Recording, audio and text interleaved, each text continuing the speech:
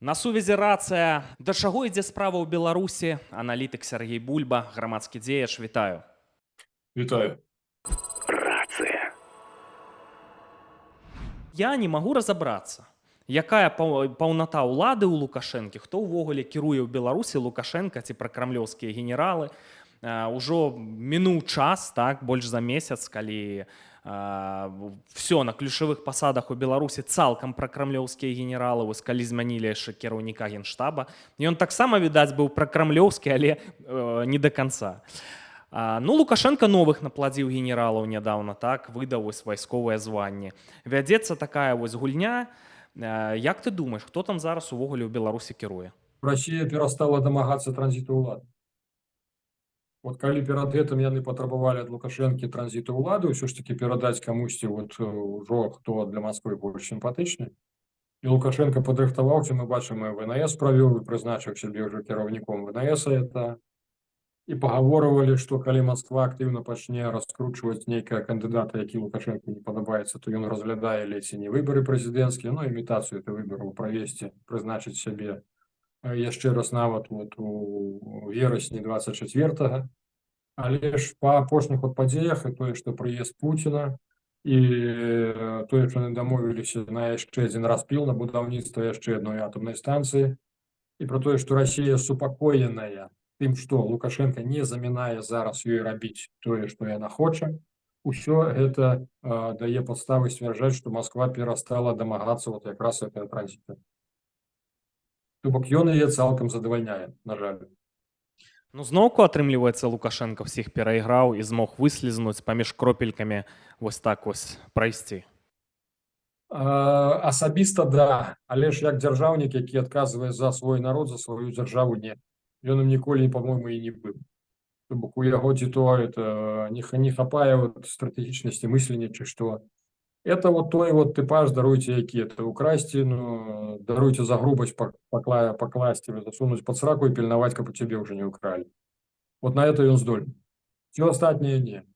А самый симптоматичный еще тут такой факт, что Лукашенко погодился все ж таки на резиденцию Сочи. И он критично не хотел залежать от Путина, от ФСБ, и он же бачив, як живе Янукович на сегодняшний день. Як золотая клетка, яку йому побудували, якби ступінь свободи, ну так собі. Ну, ОПГ, конечно, робить, якби бізнес там, де яны поспели нечто купить, яно якби приносить доход, але ж ну, не подобно Янукович на того, хто просто квітніє від щастя. То бок Лукашенко багато, глядячи на його, і він все ж таки сподівався, напевно, що Арабські Емірати стануть для його тою от вотчиною, тим ягоним майонтком, і у нас уже жартовали про це. Южная резиденция Лукашенко, это как раз в Арабских Эмиратах, да. Але ж мы бачым, што, відаць, і там далі яму зразумець, што яго не вельмі радыя там бачыць. Я, наколькі ведаю, Лукашенко прасіў это самыя турэцкія пашпарты для ўсёй сваёй сям'і. І я, напрыклад, не маю адказу, ці ўсё ж такі дамогся, ці не дамогся, але ж, ну, тое, што, паўтаруся, Лукашенко пагадзіўся на рэзідэнцыю ў Сочы, гаворыць, што нідзе ў свеце яго больш не чакаюць. А для яго самае важнае на сённяшні момант, на жаль, не Беларусь як дзяржава, а менавіта захаванне накрадзенага ў нас з вами і для таго, каб ягоная сямейка магла гэтым скарыстацца. Вот это для яго на сённяшні дзень, на жаль, самае істотнае. Ну як ты лічыш, хто зараз рэальна галоўны ў Беларусі? Вось гэта пракрэмлёўская групоўка генералаў, Вальфовіч, Карпенкоў там і іншыя.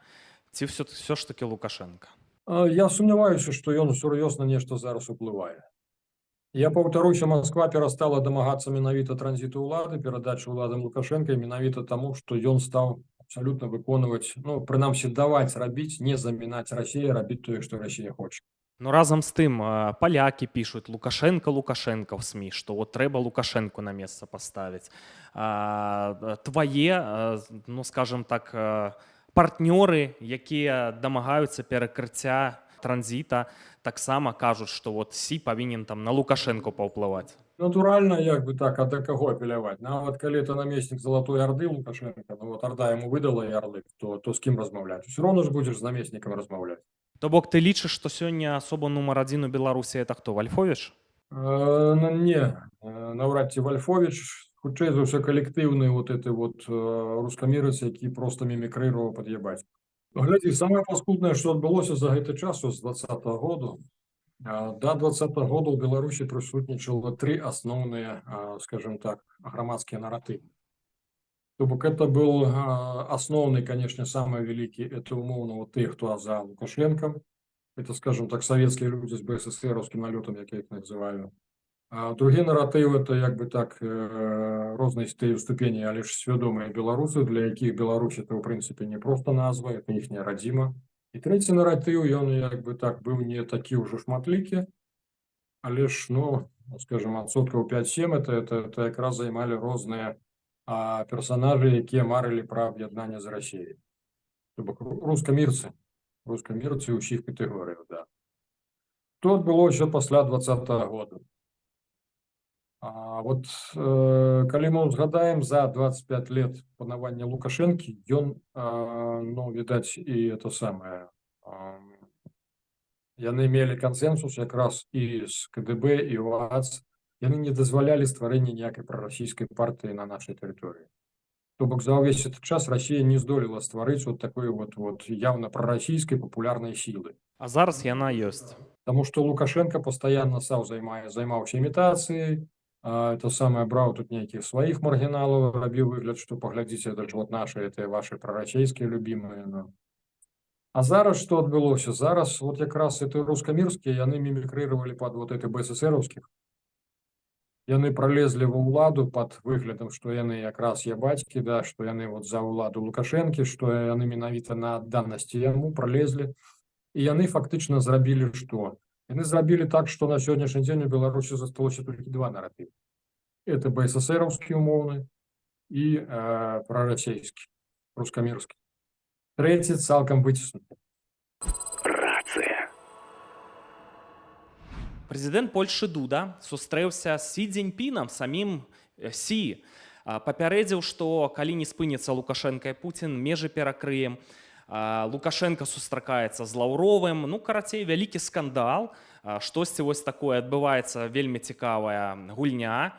Мелася адбыцца, дарэчы, акцыя па перакрыцці мяжы 27-28 чэрвеня. Беларусы адмянілі, значыцца, этую акцыю, дакладней забаранілі праводзіць. Слухай, да чаго ідзе справа, да чаго это все можа прывесці, ці нічога асаблівага?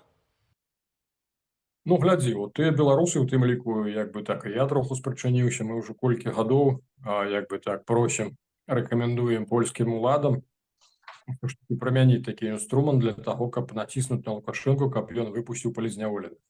Так. То мы можам бясконца выказваць заклапочанасць, гаварыць, як мы спачуваем той, хто зараз сядзіць.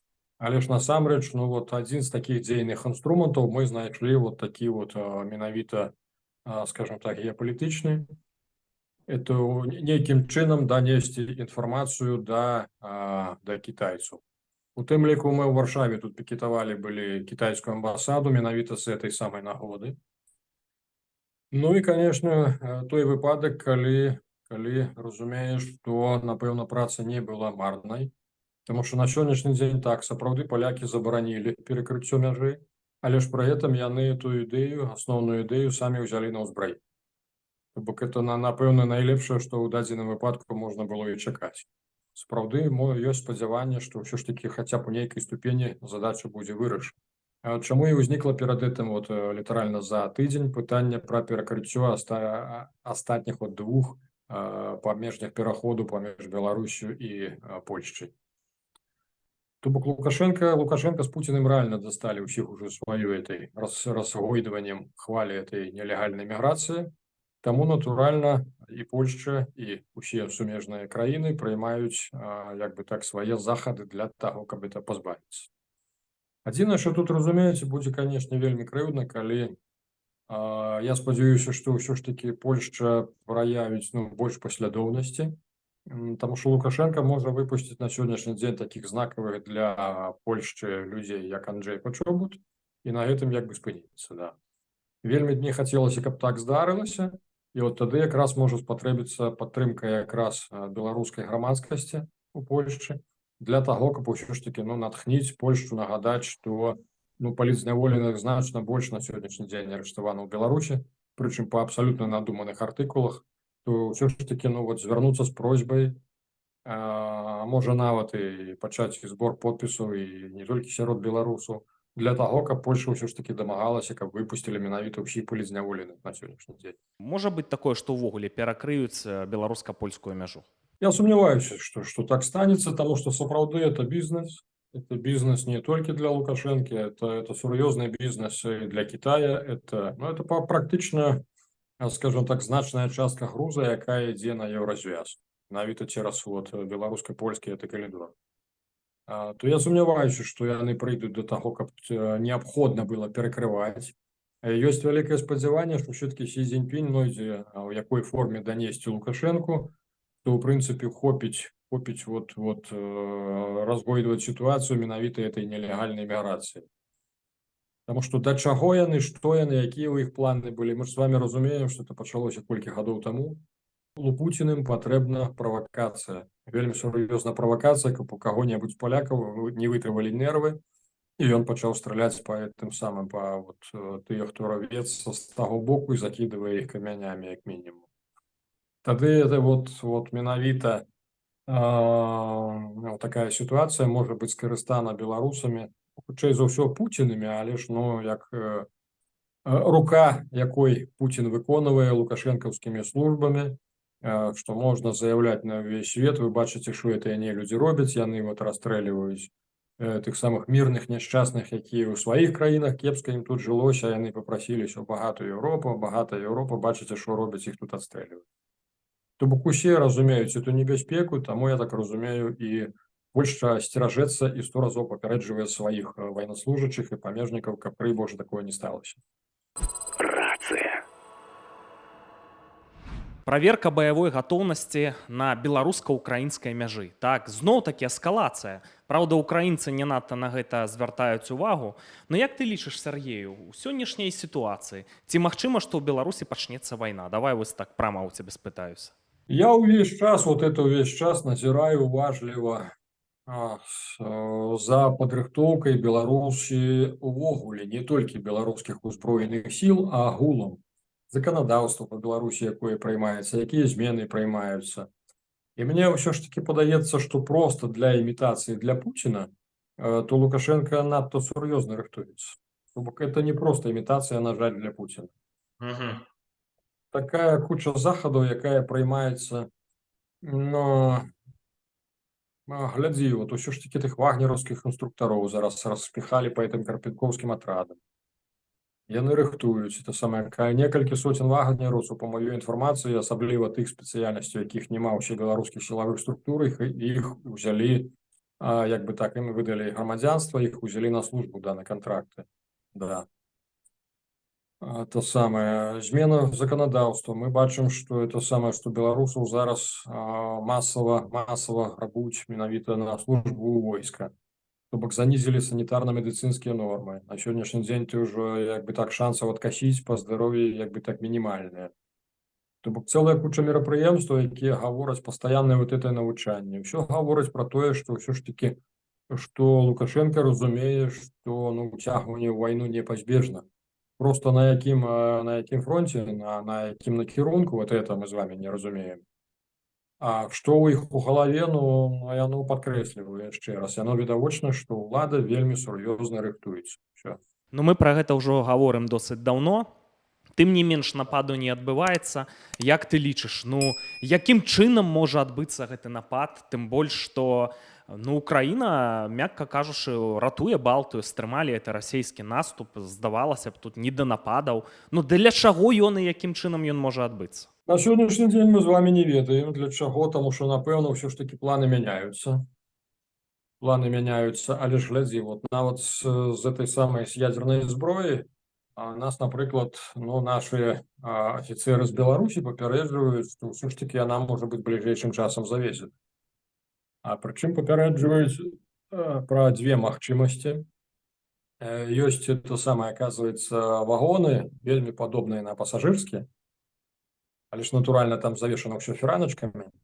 Адзінае адрозненне, што калі ў пасажырскім мы памятаем, там дзвер такая аднастворчатая, што называецца, то ў такіх вагонах грузавых, якія косяць пад цывільныя, там дзве дзверы. на двухстворчатый, каб можна было занесці нешта іншае. І таксама папярэджваю, што ёсць вагоны зробленыя пад рэфрыжэратары, што менавіта вот у двух такіх типах вагонах можа ўсё ж таки быць дастаўлена вот это спецБЧ для Іскандеру. Да. У тым ліку вот чамусьці людзі гавораць пра тое, што нават сама ракета можа знаходзіцца вот такім вагоне типа рэфрыжэратарнага типа, да. То бок ніхто не ведае. З аднога боку, Сі Цзіньпінем, калі Пуцін быў у Кітаі, адзін з выніковых дакументаў якраз падкрэсліваў пра тое, што яны абавязуюцца не выкарыстоўваць ядзерную зброю, як яны называюць на сённяшні дзень нестратэгічнай. Але ж мы бачым, што пры ўсім пры тым Пуцін пастаянна рыхтуецца, пастаянна ідзе вот эти 3 этапы навучанню. Як яны сказалі, на другім этапе падключана ўжо Беларусь. То бок што да чаго? У расійскай благасферы, наколькі я змог выцерпець тую бахну, я адфіксаваў для сябе такое абмеркаванне.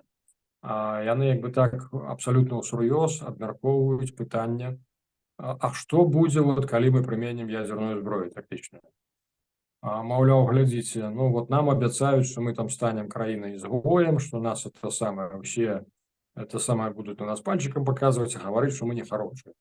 И выводят з гэтага, и что? Типа глядзіце, у свой час Злучаныя Штаты прымянілі ядзерную зброю супраць Японіі. І што здарылася? На сённяшні дзень яны сябруюць, камунікуюць, то бок все нормально. А русакі так і заявілі, што, в прынцыпе, калі мы прыменім ядзерную зброю, то ніякай, в прынцыпе, нічога вонкавага нас не будзе хваляваць. Нам на это наплевать, а просто наступить новая рэчаіснасць, як яны гавораць. З другого боку, натаўцы правялі сваё ІПСО сустрэчнае. Яны сказалі, што ўсе расійскія вайсковыя аб'екты на акупаваных частках Украіны будуць просто знішчаны адразу заходнім прэвентыўным ударам. То бок мы на сённяшні дзень бачым, што ідзе вайна ІПСО, вайна хутчэй псіхалагічная, чым рэальна. Так што тут чакаць, у каго нервы здадуць, у каго не. Мы бачым ужо пасля швейцарскай этой канферэнцыі, дзе каля больш чым 80 краін ўсё ж таки падпісалі выніковы дакумент, дзе сцвярджаецца пра неабходнасць захавання тэрытарыяльнай цэласнасці, у тым ліку і Украіны. То бок нават гэтыя дакументы, якія ўжо прынятыя, ўжо могуць даваць, скажем так, і натаўскім структурам, і еўрапейскім дзейнічаць больш рашуча, і у тым ліку блакаваць, напрыклад, той же расійскі Калінінград. Мы разумеем, што хутчэй за ўсё таксама рыхтуюцца да гэтай варыянта. Сэнс у тым, мы ж бачым, што ўжо пайшлі размовы, што канферэнцыя магчымая ў Швейцарыі яшчэ адна, і куды ўжо будзе запрошана Расія. То бок мы бачым усё ж такі ўвесь астатні цывілізаваны свет робіць захады для таго, каб унікнуць усё ж такі вайны, каб знайсці нейкі варыянт больш-менш мірнага развязання этой праблемы.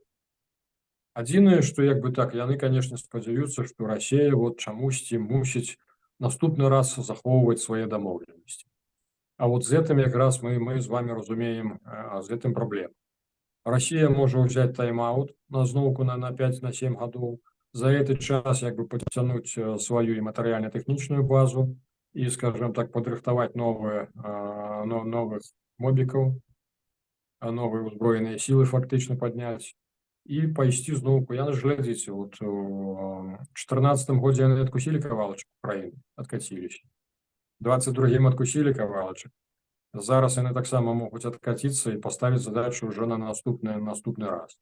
Але ж я ўжо вельмі спадзяюся, што ўвесь свет канчаткова зразумее, што Расія – это не дамоваздольная краіна. Любая дамоўленасць з ёй, яна нічога не вартая. То бок, калі пачнецца ўжо пасля змушанага замірэння трэцяя фаза вайны, то я спадзяюся, весь астатні свет уже будзе гатовы для таго, што ўсё ж такі трэба ствараць міжнародную коаліцыю.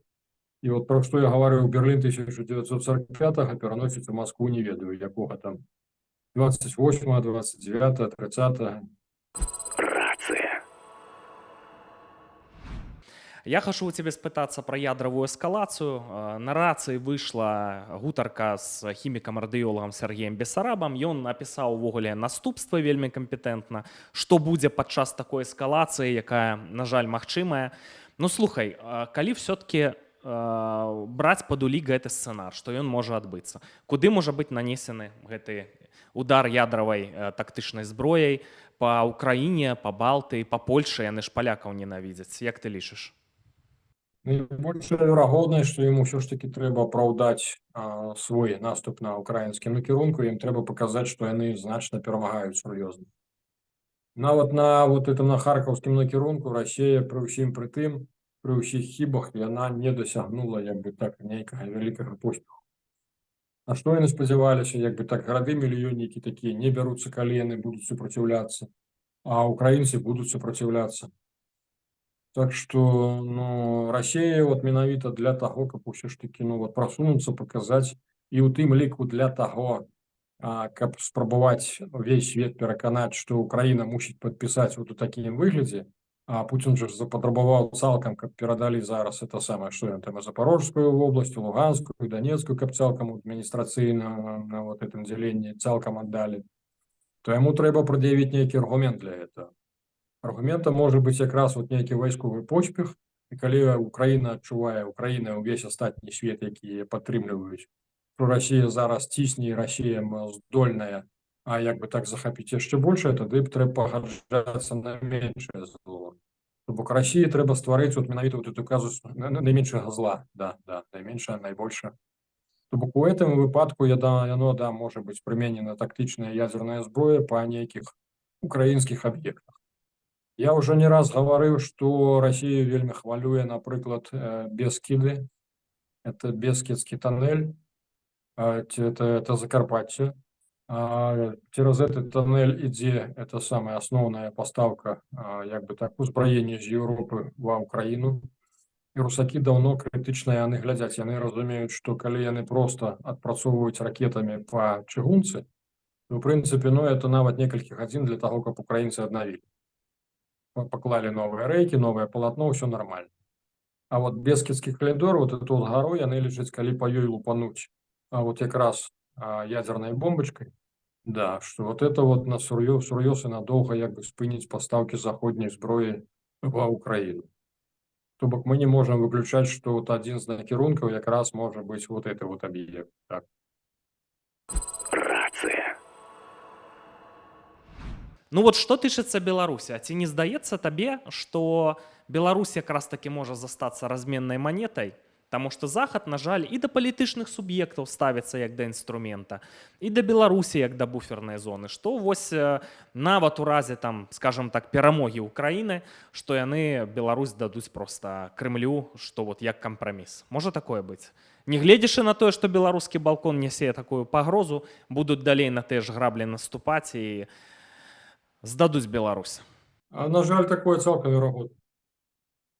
Потому что никто не хочет эту самую, в тых же Злучаных Штатах, калі тамашні гаворыш пра нейкі сілавы варыянт у Беларусі, усе адразу это сам адхрышчваюцца, тому што ўсе разумеюць, хопіць адной вайны ва Ўкраіне.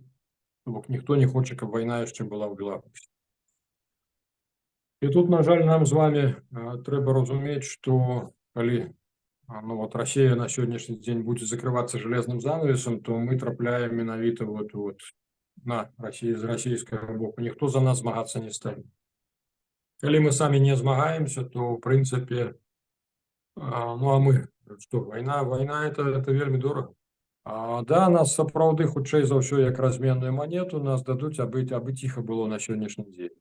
И у нас тады з'яўляецца толькі адзіны шанец на вызваленне, это менавіта калі ўсё ж таки вот будзе яшчэ одна хваля эскалацыі, і калі ўсё ж таки міжнародная коаліцыя пойдзе вызваляць ўжо это самае, пойдзе вот этим маршам на Москву, вот тады у нас з'яўляецца шанец, што ўсё ж таки Беларусь будзе вызвалена менавіта вонкавым начальніцтвам. На сённяшні дзень унутранага патэнцыялу я, на жаль, не бачу.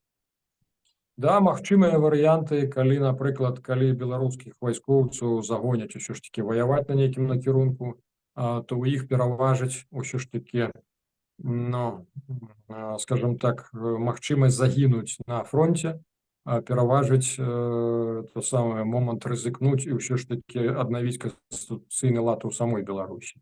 Але ж я не бачу, хто б у Беларусі мог бы зрабіць гэты военный пераворот, акрамя якога-небудзь Карпенкова. Всё. Вот Карпенковы падрыхтаваліся, яны ўжо падрыхтаваліся да перадзелу. Куневіч рыхтуецца, абсалютна ўсе рыхтуюцца для перадзелу ўлады.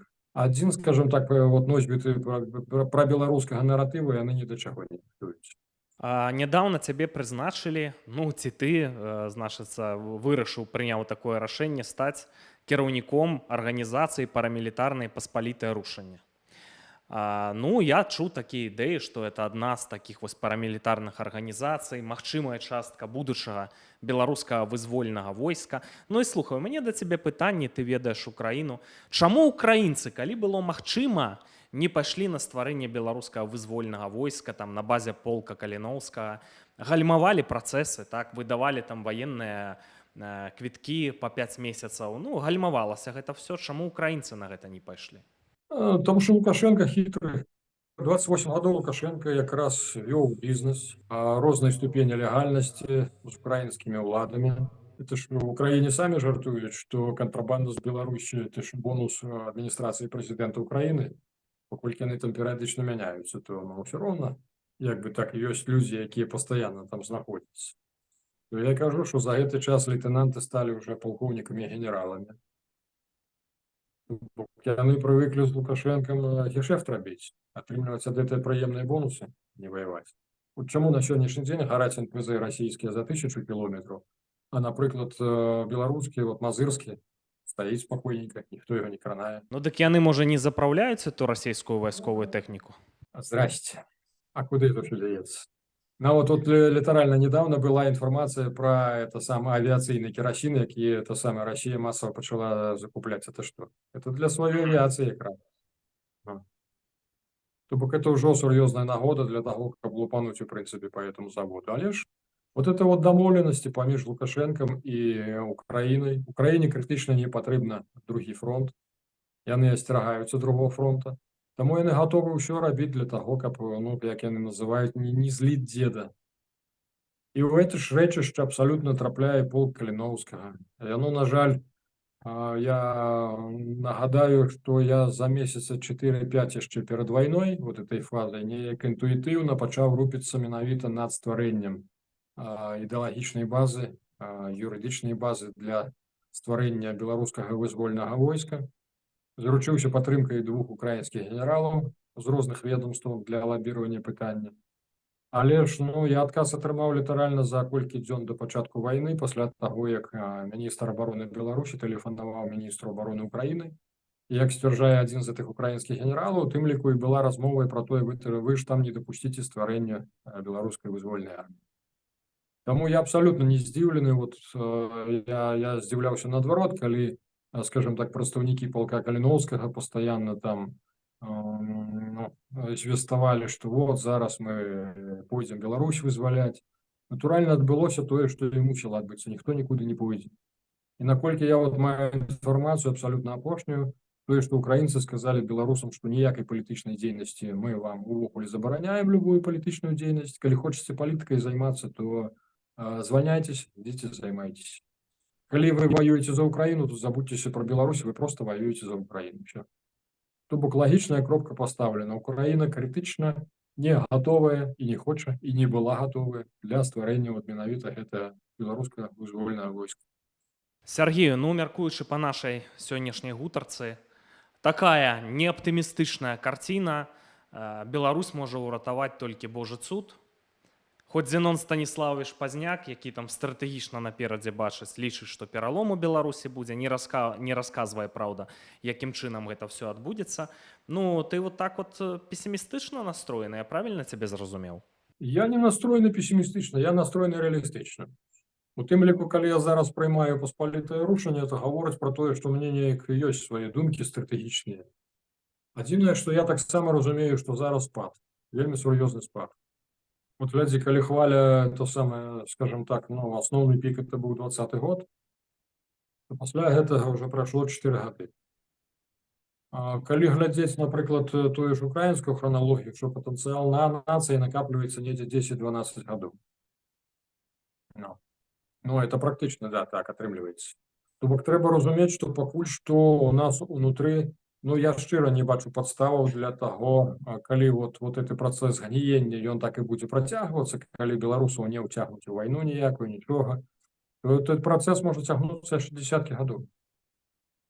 І тады, да, можна будзе сказаць, што Лукашенко, да, схітрыў, абдурыў, што даў это самае, але ж насамрэч ён Беларусь здаў цалкам у угоду захавання свайму капіталу, вот усё, што ён зрабіў.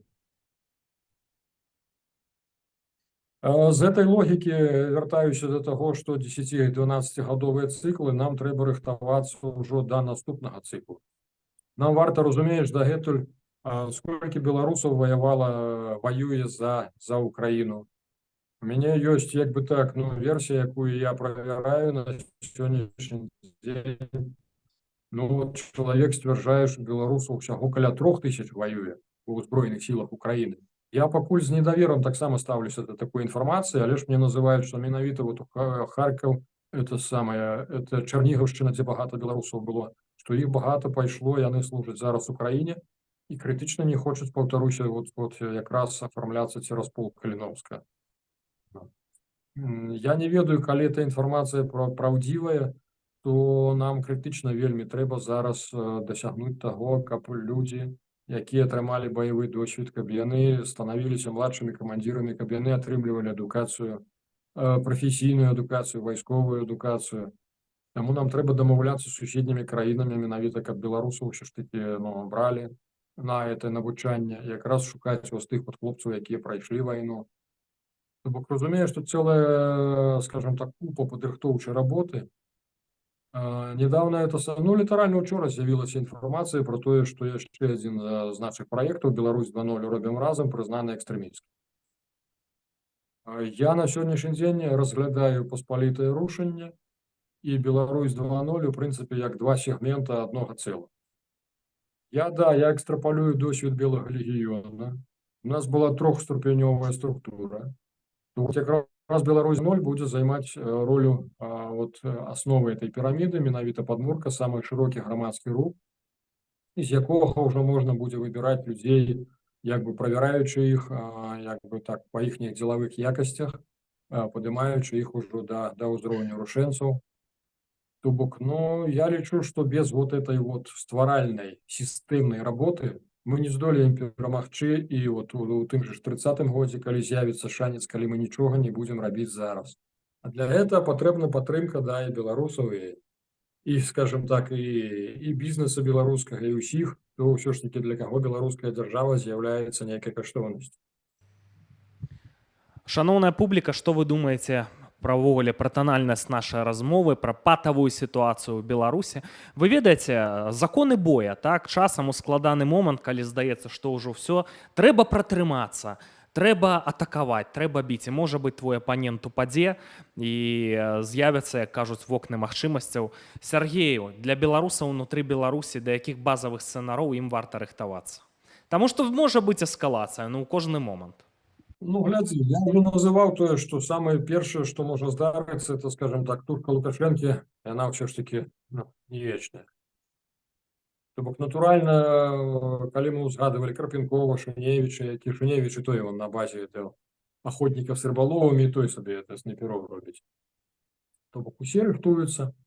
А мы ў тым ліку праглядалі, скажем так, замкнёную нейкую сілавую структуру, якая, ў прынцыпе, дастаткова аўтаномная і пры гэтым рэспубліканская. Але ж мы паглядзелі, што ўжо ўсё прыхоплена і ўсё падзелена. Нават тут здавалася дэпартамент аховы ўнутры МУС, і то нехто ўжо кіраўніцтва танкістаў панаставіў, то бок. Там людзі сур'ёзна рыхтуюцца да перадзелу ўлады. Все разумеюць, што мець сваю армію на гэты час трэба будзе. Адзінае, што там ніяк не прадстаўлены якраз пра беларускія сілы. Это кепска, разумееш? Таму, што я могу сказаць? Трэба рэальна ацэньваць. Поспех – это добра спланаванае мерапрыемства, для таго, каб ён адбыўся, трэба на яго папрацаваць. А яшчэ, як кажа навуковец Сергей Бесараб, пік сонечнай актыўнасці ў 24-25 годах пачнуцца сюрпрызы і непрадказальныя рэчы. Я цалкам згодны, да. Сяргею, шчыра дзякуй табе за гутарку. Жыве Беларусь! Жыве вечна.